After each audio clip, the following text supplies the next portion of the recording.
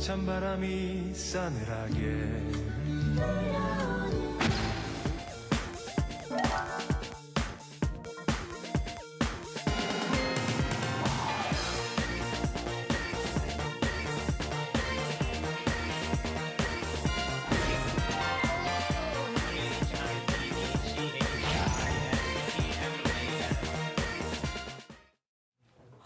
세대 간의 추억을 공유하는 시간 라떼는 마리아입니다. 오늘은요. 저는 그 스튜디오 들어오면서 살짝 봤어요. 봤어요? 너무 먹고 싶더라고요. 바로 추운 겨울 우리의 입을 행복하게 만들어줬던 겨울 간식들입니다. 뭐 너무 많죠? 혹시 뭐 기억에 남는 겨울철 대표 간식 뭐가 있을까요? 저희도 어렵다. 우리 지하철역에는 어김없이 붕어빵이 나타나고.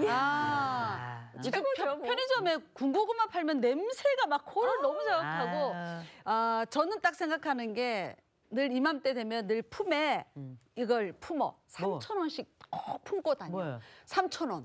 그러면 저쪽에 붕어빵 아저씨가 딱 보이면 바로 먹어서 아저씨 붕어빵 주세요. 어김없이 그랬었어요. 네. 옛날에 무조건이죠, 뭐. 붕어빵은 뭐 우리가 또 붕어를 잡아야 되지 않습니까? 글쎄, 뭘 붕어를 우리가 잡아. 원래 원조 겨울 간식은 뭐냐? 군고구마였어요. 그래, 군고구마. 그러면 맞아요. 군고구마 위에다 김장김치 최근에 하셨잖아요. 올려. 뚝뚝 찢어서 올려줘. 근데 이제 요새는 뭐 네. 군고구마 집에서도 이렇게 만들면서 왜 쿠킹 오일 같은 데 넣어서 하지만 옛날에 아궁이 시절에 아궁이 너무 시절에는 그냥 옛날인데? 뭐 이렇게 던져 넣어요. 그러면은 군고구마의 절반은 수검냉이야. 맞아요. 그럼 그래가지고 그거 다 맛있어. 발라내고 나면 나머지 그냥 한 절반 남는 거 먹는데 거기다 이제 김장김치 쫙 올려가지고 먹는 거예요. 딱 넣잖아요. 요게 원조 단짠. 그러면 맛있어. 너무 좋죠. 맛있다, 중독성 맛있다. 있잖아요. 저는 그 군고구마랑 같이 구워서 먹었던 게 항상 그 군밤이거든요. 밤도 구워 먹었지. 맛있다. 맞아요. 밤을 그 구울 때 사실은 되게 조심해야 되는 게 쪼개야 돼. 위쪽 부분 이렇게 좀 칼집 단단한 내고. 껍질 칼집을 내야 그렇지, 이게 그렇지. 팡하고 터지질 않고. 맞아요. 근데 이제 저는 이런 거를 먹다 보면 항상 뭔가 이렇게 깨끗하게 먹을 수가 없어요. 그렇지. 범댕들이 입에 묻고 맞아, 손에 묻고 맞아. 하는데 사실은 그것도 이제 겨울철 간식으로 먹었던 추억 중에 하나가 되죠. 예전에 데이트할 때는 단연 군밤이에요. 군밤? 그게 먹기가 딱 좋아. 까서 고구마 주는 좀 맛도 있고. 썩 그럼. 좋고. 이렇게 주머니에 탁 넣고 다니고. 그래, 데이트할 때 좋아. 하나씩 꺼내서 이렇게 딱. 어? 넣어줘야지. 아유, 걔 잘 살고 있나 모르겠어. 아르바이트. 괜찮아요? 생방 중에 괜찮아요? 군고구마를 예전에는 아르바이트, 그죠? 대학생들이 군고구마 아르바이트 하고 그랬어요. 네. 근데 요즘엔 그거 거의 없던데. 붕어빵 장사도 많이. 요즘엔 거의 안 하더라고, 대학생들이. 아니 이제 뭐 군고구마 뭐 붕어빵 이런 거 겨울 간식으로 우리가 많이 먹긴 하는데 요거 옛날에는 진짜 고등학교 대학생 학생들 여름에는 아이스 깨끼 겨울에는 군밤과 붕어빵 아니었겠습니까? 그렇죠. 그래가지고 학비 벌겠다 아니면 용돈 벌겠다 하면은 옛날에 왜 그 도라무통 큰 거 드럼통 해가지고 왜 이렇게 빼는 거 있잖아요. 그렇지. 거기 그거 군고구마. 해가지고 다들 귀마개 하고 모자 쓰고서 앉아가지고 장갑 목장갑 끼고서 이게 다 맞아, 빼고 다들 아르바이트 기억나시잖아요. 그게 고등학생이나 대학생들 입장에서는 단기간에 그래도 아주 꿀알바 그나마 괜찮은 돈을 벌 수 있었던 아르바이트였기 때문에 많이 한 건데 이제 문제는 뭐냐면 이게 자본이 얼마나 들어가냐인데 장비가 옛날에는 비싸지. 생각보다 이 자본이 많이 안 들어갔단 말이에요. 그래서 이 방법도 쉽지 않고 거기다가 뭐 초보라도 할 수 있고 하니까 누구나 했던 건데 가만 생각해 보니 저는 해본 적이 없는데 저희 오빠는 해봤네요. 기억을 되돌이켜 보니까 저희 큰 오빠는 요 군밤으로 장사를 해봤던 적이 있습니다.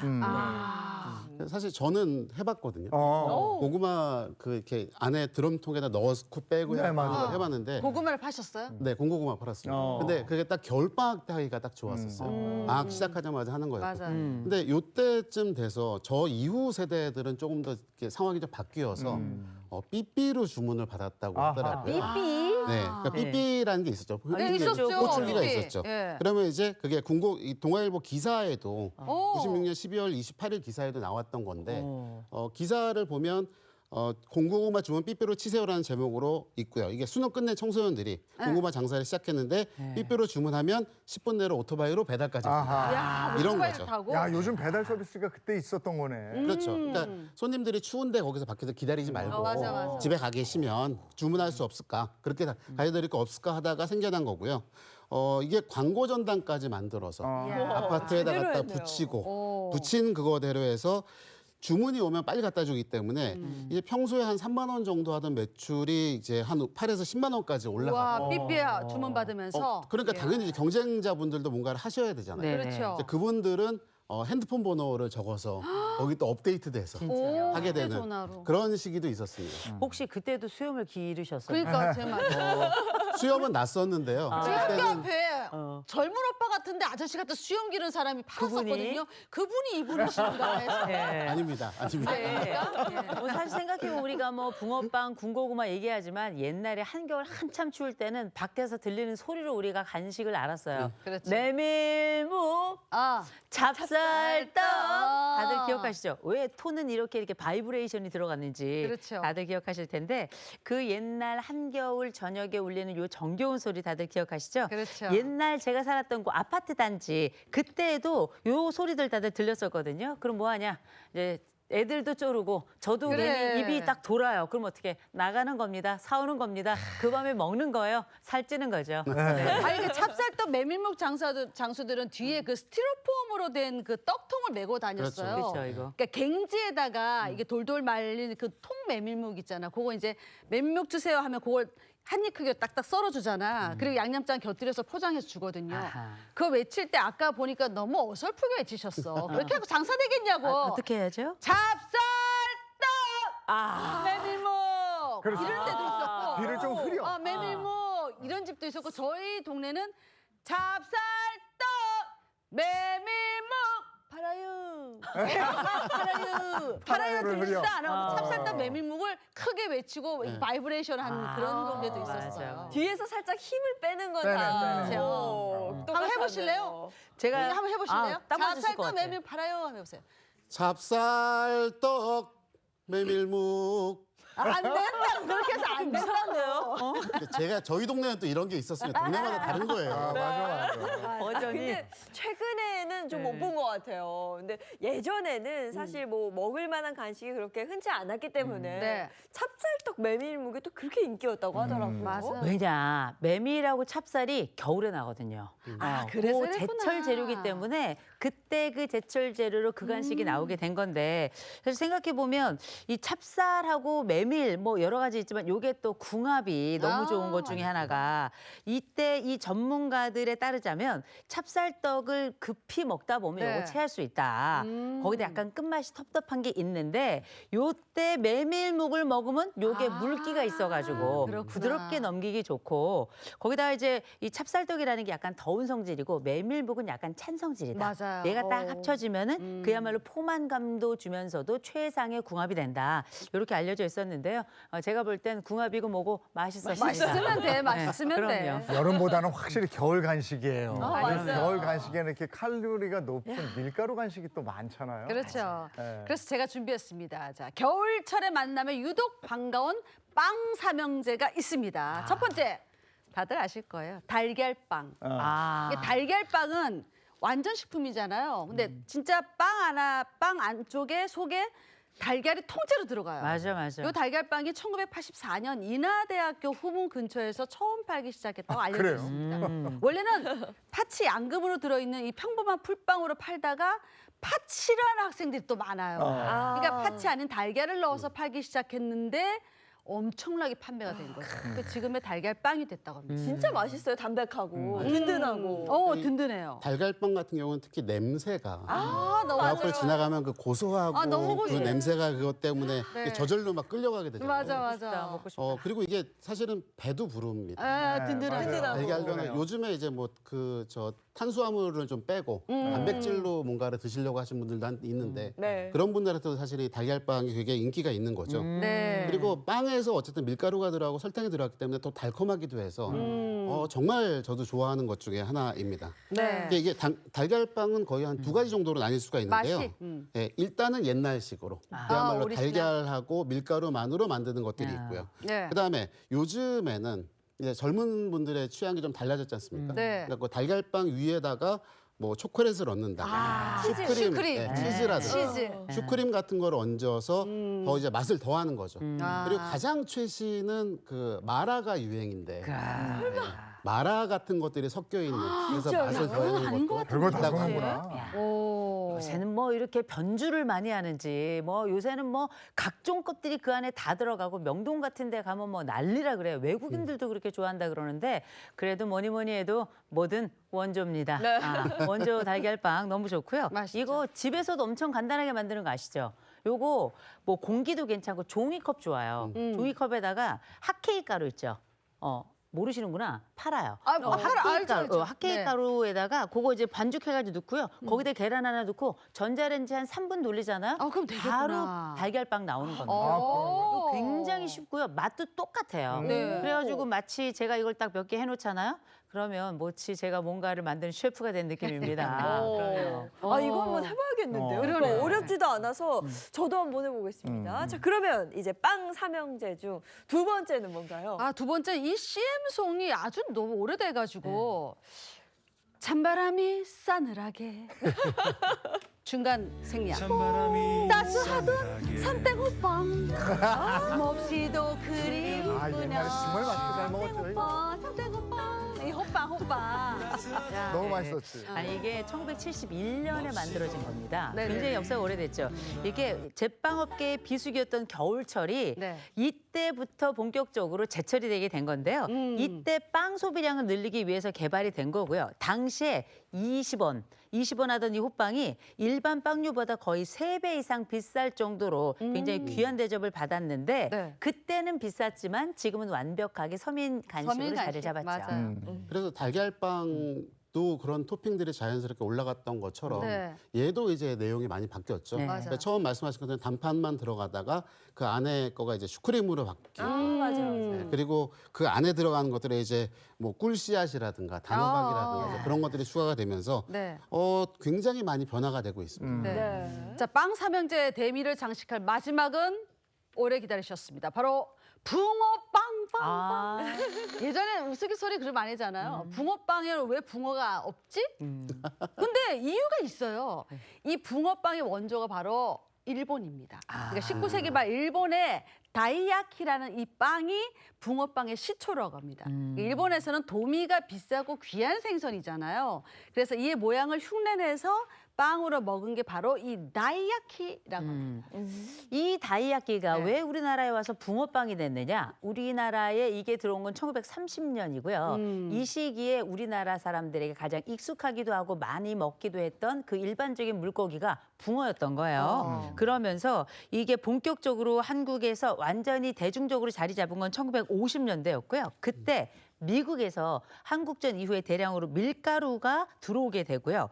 그러면서 값싸게 배를 채울 수 있었으니까 이 서민들에게 굉장히 사랑을 많이 받았던 거죠. 요즘에는 붕어빵 우리가 하는데 잉어빵이라고 써놓은 데가 많아요. 맞아요. 차이가 좀 그러네. 있다면서요? 차이가 좀 있습니다. 제가 알기로는 네. 이제 잉어빵 같은 경우에는 찹쌀이 좀 들어가 있어서 조금 더 식감이 좀 쫄깃하고 오. 그리고 또 한 가지가 잉어빵은 팥을 좀 이렇게 으깬다고 해야 되나요?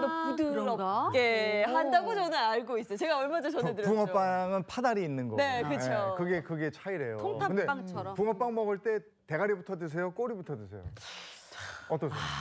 꿀인데 맛있는 거부터. 꼬리부터 드시는 분들이 많으신데 저는 머리입니다. 대가리. 어두육미라고? 그것도 그런데 그 대구탕 같은 거를 드셔보셔도 그 사실은 머리죠. 머리가 맛있잖아요. 생선 머리가 훨씬 더 맛있습니다. 그건 생선이니까 그거요. 대가리부터 먹어야 되지만 이건 붕어잖아요. 빵인데. 이건데요. 에이, 먹을 줄 모른다. 에이, 잠시 꼬리야. 기다려보세요. 왜 우리는 꼬리야. 한 마리만 먹냔 말이에요. 한 놈은 대가리부터 한 놈은 꼬리부터 먹으면 역시 되죠. 그럼 되겠네. 네. 아니 어디 그뿐입니까? 우리가 지금은 뭐 여러분 많이 아시겠지만 슈붕이냐 아니면 네. 팥붕이냐, 맞아요. 슈크림 붕어빵이냐 아니면 네. 단팥이 들어가 있는 붕어빵이냐 요거 가지고만 논쟁이 제가 볼 때는 다음 생에까지 가능합니다. 근데 뭐니 해도 그냥 붕어빵은 팥이에요. 아, 네. 맞아. 근데 팥이 참 맛있는데 슈붕이 나오면 슈크림 들어있는 빵이 나오면서 그거 한번 먹어보니까 그게 또 별미인 거예요. 맛있어요. 슈붕도 되게 맛있더라고요. 예. 그래도 팥이야. 그래도 팥입니다. 팥이에요. 저는 팥입니다. 그래, 그것도 팥이구나. 팥이야. 아니 여러분 착각하지 마세요. 그것도 왜 한 마리만 그래, 먹습니까? 그래. 팥붕도 먹고 팥붕도 그래. 먹어야죠. 팥붕도 그럼요. 먹고. 맞아요. 맞습니다. 맞아. 다 다른 거죠. 근데 앞서 이제 왜 붕어빵과 잉어빵 차이가 있는지 저한테 네, 물어보셨잖아요. 네. 그 이동희 얘기는 기자가 했고. 잘 알고 계신다면 제 말이 맞나요? 네, 맞습니다. 이게 붕어빵은 어떻게 보면 좀 약간 보통 명사 같은 거죠. 모두가 다 먹는 그런 형태의 빵을 가리켜서 붕어빵이라고 하는데 잉어빵은 사실은 등록된 상표에 해당이 됩니다. 상표 이름이에요? 네, 그래서 어느 회사에서 그거를 상표 만들기 이름이구나. 시작을 하면서 그러면서 말씀하셨던 거는 찹쌀도 넣고 뭐 기름도 조금 넣고 그래서 조금 더 쫄깃하게 만든 반질반질하구나. 네, 반질반질하고 쫄깃하게 만들었던 게 그래서 이제 좀 차이가 있는 거죠. 이 붕어빵 역사를 보면 1980년대쯤에는 흔한 길거리 음식으로 자리 잡았어요. 근데 1988년 뭐가 있었어요? 우리 올림픽이 있었잖아요. 그때 올림픽을 앞두고 정부에서 대대적인 노점상 단속해라 이래서 완전히 사라졌었습니다. 맞아. 그러다가 98년에 IMF로 일자리를 잃게 된 사람들이 다시 나오기 시작한 거예요. 풀빵이다 붕어빵 장사를 하기 위해서 길거리에 나오면서 다시 붕어빵이 부활이 된 겁니다. 저때 실직한 분들이 이제 네. 붕어빵 장사를 하러 거리로 나오고 이러면서 맞아요. 저게 어떻게 보면은 불황의 지표 역할을 했던 거예요. 맞네요, 네. 맞네요. 정확하게 네. 지적을 해주셨는데 이 IMF 불황 때문에 노점이 늘어나면서 그때 당시 대구 칠성시장의 철물 상가에서 이 붕어빵 틀을 주로 만들었는데 이때 업소 매출이 20%가량 늘었다 그래요. 그만큼 많이 산 건데 이때 회자 되던 말이 뭐냐면 붕어빵엔 붕어가 없고 희망퇴직엔 희망이 없어 이런 말들이 있었다고 네. 합니다. 네. 근데 요즘은 정말 뭐 군고구마도 그랬고 맞아요. 붕어빵도 찾기가 좀 힘들어졌어요. 그래서 뭐 붕세권이다 이런 거 맞아요. 찾아다닐 정도로 보기가 쉽지 않아요. 진짜 이 최근에 이 붕어빵 노점상 찾아보기 너무 힘들다 보니까 길 가다가 한 봉지 사야지 둘러봐도 잘 안 보여. 우리 동네만 없는 건가? 아니면 가게가 다 사라진 건가? 이렇게 물어보시는 분들도 진짜 많긴 해요. 근데 네. 실제 주변을 둘러보시는 그 사실이 맞습니다. 그러면 왜 이렇게 우리가 생각한 이 붕어빵집이 없어지냐? 고물가 때문이에요. 그 고물가의 핵심이 뭐냐? 인건비 뭐 이런 것도 건지기가 어려운 것이 재료비가 워낙에 올랐습니다. 이제 일단 살펴보면 수입팥이 예년보다 10% 정도 올랐고요. 그렇죠. 밀가루는 5%, 식용유 8% 올랐고요. 6% 올랐고요. 거기다가 붕어빵 붓는 그 연료 LPG 가격 있잖아요. 많이 요것도 이제 오를 가능성이 있다고 하니까 이게 뭐 요즘 뭐 농담 삼아 이런 얘기하죠. 붕어빵의 멸종이다. 이런 얘기가 나올 정도로 맛있는데. 약간 좀 아쉬운 상황입니다. 그래도 우리 동네는 이게 있으니까 있어요. 다행이다. 있구나. 근데 요즘에는 지금 말씀처럼 이렇게 귀해지니까 금붕어빵이라는 얘기가 나온다. 그렇죠, 맞습니다. 네, 그렇죠. 이게 몇 년 전만 해도 1,000원에 사실은 5개가 기본이었는데 이제는 2,000원에 3개 하다가 어디 이제 땅값 비싼 데 가면은 1,000원에 한 마리씩 하거든요. 그리고 조금 더 고급화 시켜놓은 데를 가면 그게 뭐 2,500원씩 하니까. 그래서 이게 서민의 간식이라는 건 사실은 좀 옛날 맛이 좀 됐고요. 그리고 지금은 이제 정말로 붕어를 끼워서 붕어를 팔아도 그 가격이 나와야 되는데 그런 얘기가 나오고 있는 거죠. 아유, 아니 붕어빵뿐만 아니라 호떡도 보세요. 그전에 500원 했잖아요. 아유. 지금 막 2,000원 하고 요새 뭐 뿌리고 이런 거 막 3,000원씩 가요 하나에. 좀 비싼 건 5,000원짜리도 봤어요. 근데 그럴 수밖에 없는 게 그 붕어빵 장사가 노동량에 비해서 대비 소득이 너무 낮은 거예요. 이게 한 온라인 커뮤니티에는 붕어빵 장사로 하루 12시간 일하는데 매출이 20만 원 나온다. 또 몇천 원짜리 장사 이렇게 힘든 줄 몰랐다. 재료비 빠지면 남는 게 없어서 편의점 알바가 훨씬 낫겠다. 이런 글이 올라올 정도라고 합니다. 그래서 사실 요즘 보면 이제 계절이 변화가 명확하지 않은데 맞아요. 겨울에 됐을 때 딱 찾을 수 있는 게 붕어빵이 상징 같으니까 그렇죠. 그거를 찾는 사람들이 있거든요. 그래서 어플리케이션도 있습니다. 그래서 이제 폰에 하면 지도 앱처럼 어디에 맞아, 이제 붕어빵 위치가 있고 거리가 있는지 그리고 걔네들이 옮겨 다니는 데가 어딘지까지 알려주는 그런 앱도 있다고 합니다. 아유, 네. 좋습니다. 뭐 요새는 카페도 팔고 저희 집 앞에는 뭐 와인바에서도 그걸 팔더라고요. 달라졌습니다. 네. 예전에는 저희 아버지가 퇴근하고 들어오실 때는 그땐 붕어빵이 아니고 풀빵이었어요. 풀빵이죠. 요새 모양으로 돼 있는 코트 요 안에 풀빵 이렇게 하고 들어오면 무거우시죠? 이렇게 하고 있으면 아빠를 자꾸 쳐다보는 거지. 짜잔. 아, 좋다. 그립습니다. 그 시절이. 네. 네, 오늘 여기까지 하죠. 고맙습니다. 고맙습니다. 고맙습니다.